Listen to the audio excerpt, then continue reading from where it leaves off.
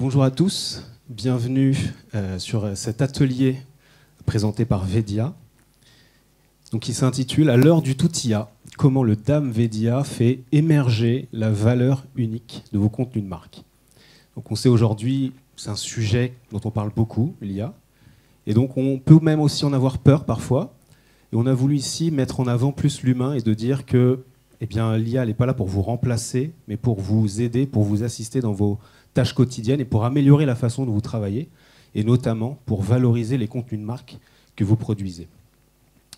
Alors, je me présente tout d'abord quand même, je vous ai mis une photo de moi, donc voilà, ça c'était moi avant, donc Vincent Grelier, enchanté, je suis responsable avant-vente chez Vedia. Et donc Vedia, vous voyez, c'est une solution de DAM, Digital Asset Management, qui vous permet de centraliser, d'organiser tous vos contenus. Donc le sujet du jour, on va commencer peut-être pour faire en guise d'introduction un petit rappel aujourd'hui quels sont les défis des retailers dans les campagnes marketing. Parce que finalement, si on parle de tout ça, c'est pour répondre à quelques difficultés que vous pouvez rencontrer. Alors déjà, un constat. Aujourd'hui, vous voyez en bas, la plupart des consommateurs, ils utilisent beaucoup de canaux avant de faire des achats. Et ils vont aussi s'attendre à avoir beaucoup de visuels. Aujourd'hui, ce qui fait vendre, c'est le visuel, la multiplication des visuels dans les différents canaux. Donc ça, qu'est-ce que ça entraîne comme difficulté? Donc on l'a dit, multiplication des canaux, des formats, beaucoup de volume à produire, des délais de validation qui peuvent être serrés, difficiles, et puis des risques sur la non-conformité, sur des erreurs de cohérence de marque. Tout ça, c'est des difficultés que vous pouvez rencontrer aujourd'hui. Et donc, alors spoiler, la solution pour gérer tout ça, ça va être un DAM. Donc le DAM, c'est la solution qui va vous permettre de gérer vos contenus, de les centraliser, de classer et de ranger vos assets, de pouvoir les valider, de suivre tout ce qui va être la notion de finalement validation des process de contenu, et puis de les adapter aussi, pourquoi pas, sur des langues, des pays, des canaux, pour pouvoir adapter votre contenu à vos différents marchés, et puis bien sûr de les partager en sécurité avec vos équipes et vos partenaires. Ça, c'est ce que propose un DAM en globalité. Ici, dans notre sujet du jour, on va se concentrer sur la production de contenu. Et donc pour ça, on a deux fonctionnalités clés que je vais vous détailler, qu'on appelle donc le Creative Workflow et les Portals. Donc là, on va être vraiment dans la création du contenu et dans le partage de ces contenus une fois qu'ils ont été créés et validés. Alors d'abord, un petit focus, on l'a fait tout à l'heure, sur les défis majeurs de la revue créative. On voit ici que les créateurs, finalement, aujourd'hui, passent plus de temps sur des tâches administratives que créatives. Donc là, c'est un problème parce qu'on a des personnes qui ont un talent, qui sont des créateurs, mais qui, finalement, perdent leur temps sur des activités qui n'ont pas de valeur, en tout cas moins de valeur, par rapport à leur qualité à eux. Donc l'idée, c'est de remettre tout ça dans l'ordre et donc de les aider à mieux créer, à mieux travailler. Donc on voyait tout à l'heure les différents défis, on y reviendra en détail tout à l'heure. Ça va être la demande croissante de visuels, des tâches qui sont parfois trop manuelles, des retours dans les échanges de validation qui peuvent être flous, incomplets, et puis des deadlines qui parfois sont mal maîtrisées. Donc ça, comment ça se caractérise, pardon. Donc la demande croissante de visuels, on l'a dit tout à l'heure, on a une multiplication des réseaux sociaux. Donc ça veut dire de nombreux formats à gérer. On va gérer de l'Instagram, du TikTok, du Facebook, des vidéos. Tout ça aussi va être adressé à différents marchés, donc différentes langues, différents canaux. Donc on a une multiplication des visuels que l'on va vouloir produire, valider, diffuser, mais on a de moins en moins de temps pour le faire. Donc là, on voit tout de suite qu'il y a un petit problème qui va arriver. On va retrouver aussi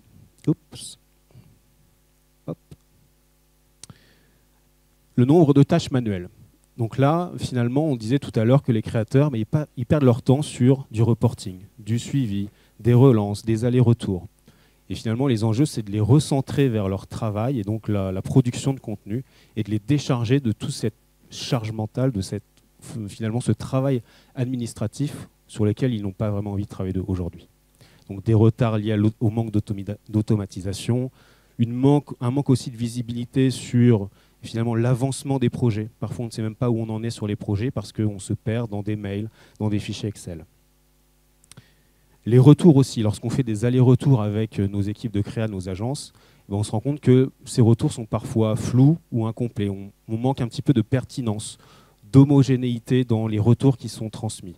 Donc on va vouloir ici améliorer la qualité des feedbacks, éviter les mails à rallonge où on ne sait plus vraiment où on en est, où on a perdu finalement la base de l'échange, et d'avoir aussi parfois des difficultés sur des formats plus complexes, notamment les vidéos, où c'est plus difficile encore de faire des retours de qualité sur des éléments où il y a une complexité, où il y a une timeline à gérer. Et enfin, le dernier, donc les deadlines non maîtrisés. On a des retours qui peuvent arriver trop tard. On peut avoir aussi des échanges qui sont centralisés, on disait, sur des mails, sur des fichiers Excel. Et donc là, finalement, l'idée, c'est de recentrer tout ce processus d'échange dans un outil qui permette finalement d'avoir un seul et même endroit pour gérer tous ces éléments de création. Donc finalement, aujourd'hui, comment, grâce à Vedia, on peut répondre à ça? Donc, on l'a dit tout à l'heure, grâce au Creative Workflow, qui va vous proposer différentes stratégies pour répondre à tous ces défis, à tous ces enjeux. Alors, à quoi ça ressemble le Creative Workflow? Vous voyez ici une petite capture d'écran. Donc, c'est un espace qui va vous permettre de centraliser et d'avoir un suivi clair de l'avancement de vos créations. On va le voir en détail tout à l'heure, donc des feedbacks précis, même sur la vidéo notamment. Des notifications automatiques pour centraliser toutes les étapes de la revue productive. Et puis, voilà, moins d'administratif, plus d'automatisation et donc plus de créativité. Alors, pour aller sur le détail de la fonctionnalité, vous voyez ici les principales fonctionnalités. On va avoir donc la centralisation, le partage de l'avancement, des workflows qui vont être répétables, donc pour vraiment industrialiser les process, et qui vont permettre de valider le contenu que vous voulez transmettre à vos équipes. Et enfin, les notifications qui vont permettre finalement de cibler les personnes au bon moment, dans les bonnes étapes. Donc là, vous voyez par exemple, alors un exemple concret ici, je suis dans une campagne. Ici, j'ai besoin de créer des planches de surf pour mon nouveau produit que je veux sortir. Et donc, j'ai cet espace qui me permet à la fois de partager à mes équipes un brief pour indiquer ce que l'on va vouloir attendre comme production de contenu, où je vais détailler tout ce que j'attends de mes partenaires créatifs, pourquoi pas les deadlines du projet, quand j'attends ces éléments-là, et puis leur partager aussi les guidelines, tout ce qui va correspondre aux éléments de ma marque à moi, pour leur indiquer ce qu'ils doivent produire et quelles chartes ils doivent respecter. Une fois que ça est fait, les personnes qui ont accès à cet espace, donc là vous voyez en haut à gauche, on voit la liste des personnes qui vont intervenir dans toutes les étapes de la validation, ils vont pouvoir prendre connaissance de ces éléments-là et commencer à soumettre les éléments qu'ils auront créés. Donc là, ce que vous voyez ici sont tous les éléments qui ont été créés par les équipes, par les agences, qu'ils viennent soumettre à validation aux personnes responsables de la validation de ces contenus. Donc vous voyez ici qu'à tout moment, on peut voir avec ces éléments ici le statut de validation des éléments. Est-ce qu'ils ont été validés? Est-ce qu'ils sont en cours de validation? Est-ce que c'est au responsable marketing ou juridique de valider le contenu? Chacun sait à tout moment ce qu'il doit faire dans l'outil. Donc ça, c'est la première étape sur la centralisation des contenus. Le deuxième axe, la deuxième stratégie, on a parlé tout à l'heure des feedbacks. Donc l'idée de cet outil, de ce Creative Workflow, ça va être de centraliser, on l'a dit, les retours, qu'ils soient exprimés de manière claire et précise, et savoir s'ils ont été pris en compte ou s'ils sont encore en cours de retravail. De pouvoir aussi les adapter, on l'a dit tout à l'heure, au format complexe, donc sur les vidéos, de pouvoir cibler précisément dans la timeline à quel endroit on a besoin de faire une retouche, de changer un logo, de refaire un montage sur un endroit précis, et de pouvoir faire ça directement dans la timeline de la vidéo. Également de gérer les versions. Quand on va faire des allers-retours, on va soumettre plusieurs versions. Donc on va vouloir ici les conserver dans l'outil pour pouvoir comparer éventuellement avec les versions précédentes et savoir le suivi de tout ce qui a été fait dans les étapes de la validation. Et enfin, on l'a dit tout à l'heure aussi, les notifications ciblées, à chaque étape que les bonnes personnes soient notifiées du travail qu'elles doivent faire dans l'outil. Alors comment ça se présente? Ici, on retrouve la planche de surf que j'avais tout à l'heure. Vous voyez ici sur les petits bullet points, ici le 1 et le 2, on retrouve les feedbacks qui ont été exprimés, qui vont être ciblés précisément sur l'endroit auquel on a besoin de faire une retouche, le créatif en question, et notifié directement. Donc on peut cibler les personnes qui vont devoir faire la retouche. Donc vous pouvez directement cibler la personne responsable de la modification, et elle sait exactement ce qu'elle doit faire, à quel endroit et à quel moment. Donc on a aussi la possibilité ici d'ajouter des conversations pour enchaîner les retours. Si vous avez plusieurs retours qui s'enchaînent, de pouvoir les cibler directement et de marquer comme résolu une fois que l'élément a été corrigé et qu'il est validé. On a parlé aussi des versions. Donc là, vous voyez par exemple 2 versions qui ont été soumises. Donc on conserve bien évidemment les versions précédentes et on peut à tout moment les comparer pour s'assurer finalement des changements qui ont été faits et qui ont été apportés sur le visuel en question. Donc là, on a l'idée de conserver tout l'historique des éléments qui ont été faits, et à chaque étape, je l'ai dit, les notifications sont transmises aux bonnes personnes.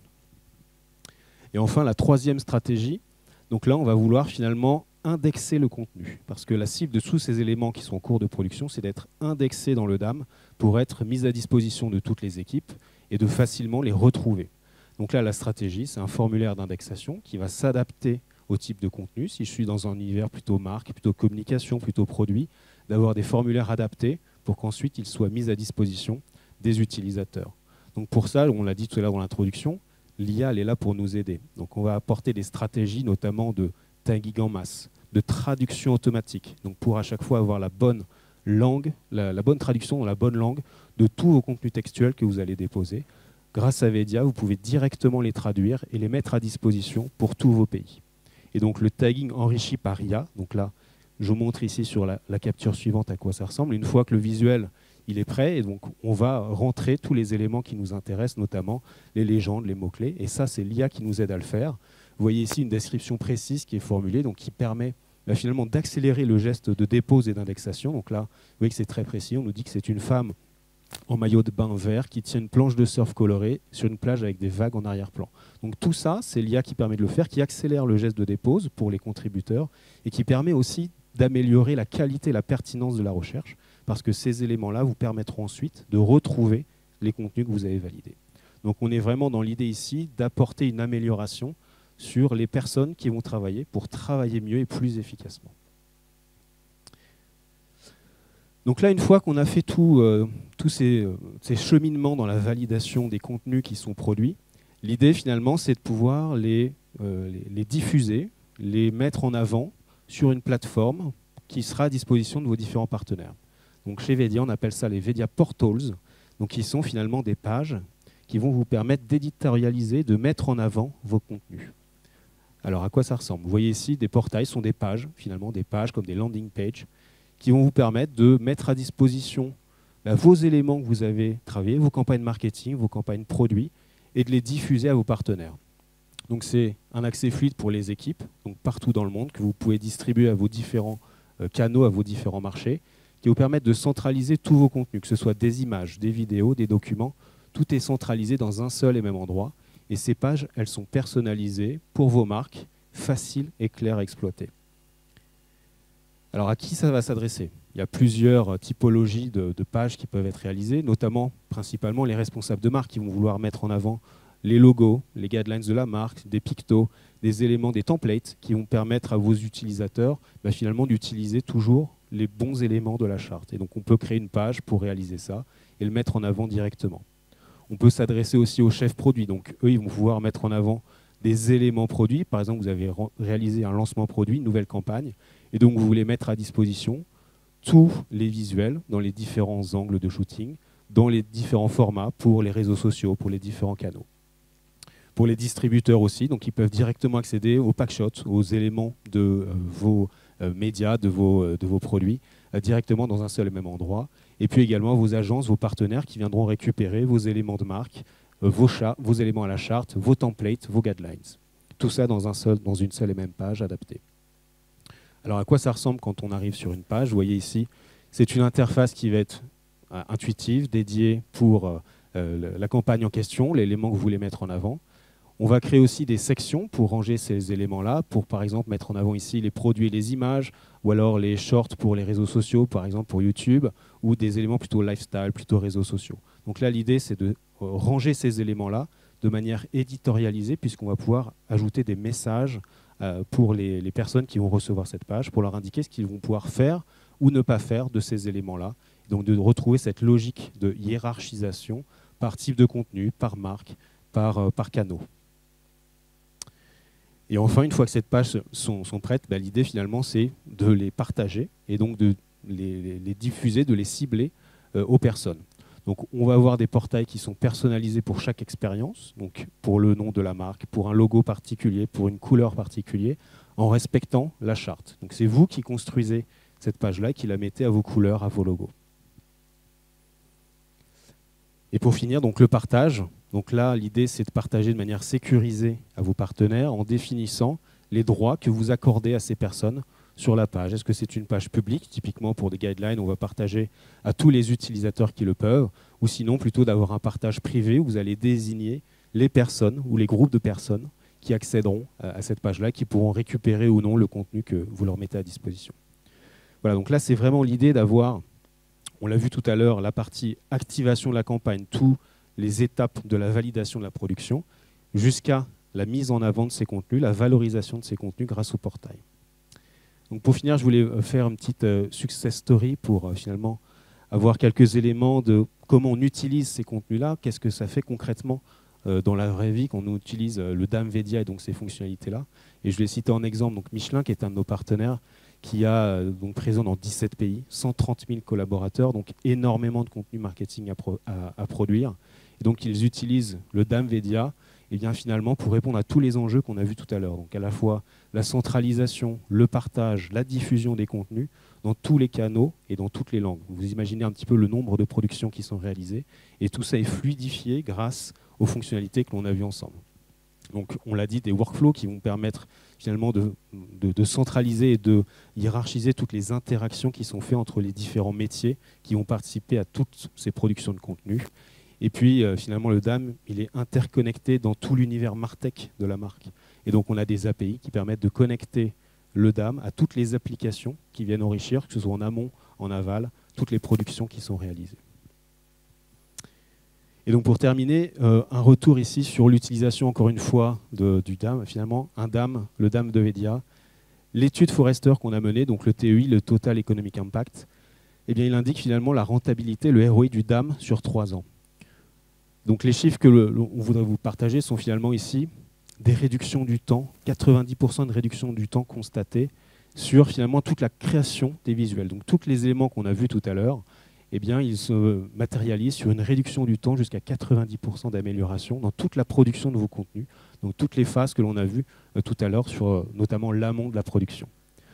En termes de time to market, c'est aussi crucial dans ce qu'on a vu tout à l'heure, 40% d'augmentation, notamment grâce à la recherche qui est améliorée, que l'on a vu tout à l'heure, grâce à l'IA, qui s'appuie sur toutes ces fonctionnalités d'indexation améliorées et qui vont générer finalement des économies supplémentaires, gains de temps et gains d'argent sur ces éléments-là.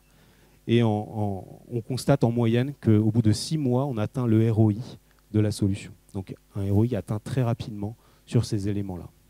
Je vous laisse télécharger, si vous voulez scanner le QR code pour avoir accès à l'ensemble de l'analyse. Vous pouvez directement récupérer l'analyse qui détaille tous les éléments que je vous ai partagés, que j'avais synthétisés à l'écran précédent. Donc vous aurez toutes les informations ici sur finalement l'utilisation et toutes ces mesures sur l'utilisation d'un DAM. Voilà, donc merci beaucoup à tous. Nous sommes présents au stand 39, donc si vous voulez passer pour des compléments, des démos, des informations supplémentaires, n'hésitez pas à nous retrouver au stand 39. Merci beaucoup.